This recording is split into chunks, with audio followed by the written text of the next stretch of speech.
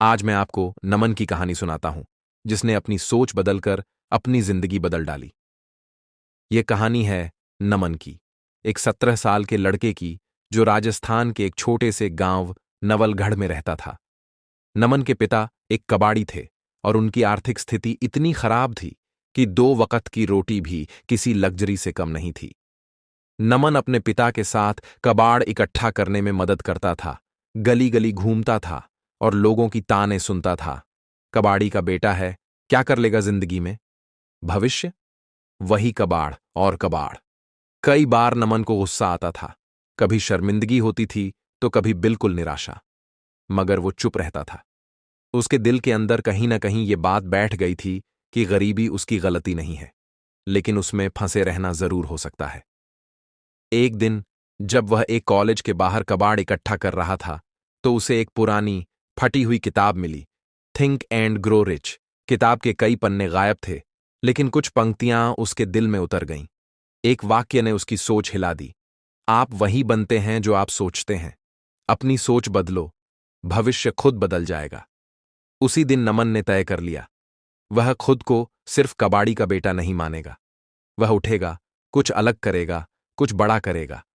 अब जब नमन कबाड़ इकट्ठा करने जाता, तो वह ध्यान से देखता, लोग क्या फेंक रहे हैं। उसने देखा कि कई बार लोग लगभग नए मोबाइल के डिब्बे, टूटे हुए इलेक्ट्रॉनिक सामान और पुराने कंप्यूटर पार्ट्स फेंक देते थे। वह फ्री इंटरनेट कैफे से यूट्यूब वीडियो देखने लगा, जहां से उसने इलेक्ट्रॉनिक कचरे को रिपेयर और रिपर्पस करना सीखना शुरू किया। उसने एक पुराना सीपीयू खोला जो उसे कबाड़ में मिला था, और धीरे धीरे कंप्यूटर कैसे काम करता है यह समझने लगा। जल्द ही उसे एक टूटा हुआ लैपटॉप मिला। उसने उसे साफ किया, मरम्मत की, और वह लैपटॉप चलने लगा। यही उसकी यात्रा की शुरुआत थी, कबाड़ी से टेक इनोवेटर बनने की।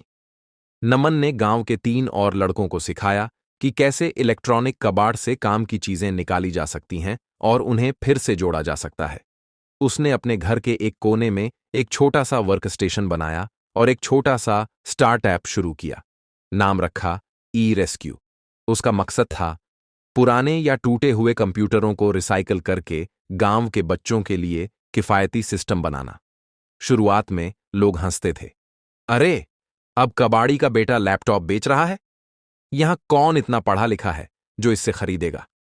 मगर सोच की ताकत अपना काम शुरू कर चुकी थी।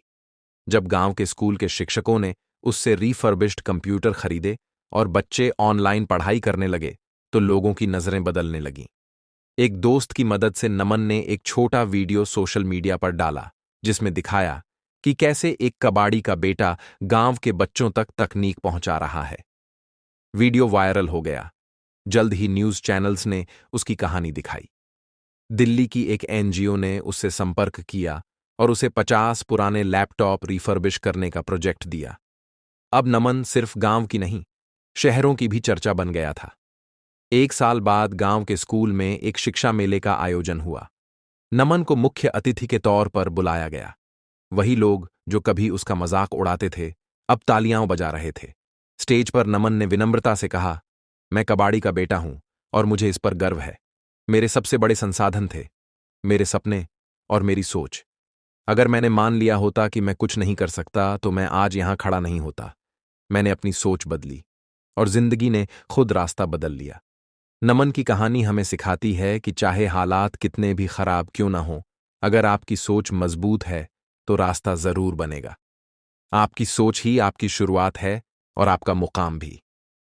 इसलिए हमेशा याद रखें, सोच बदलो, जिंदगी खुद बदल जाएगी।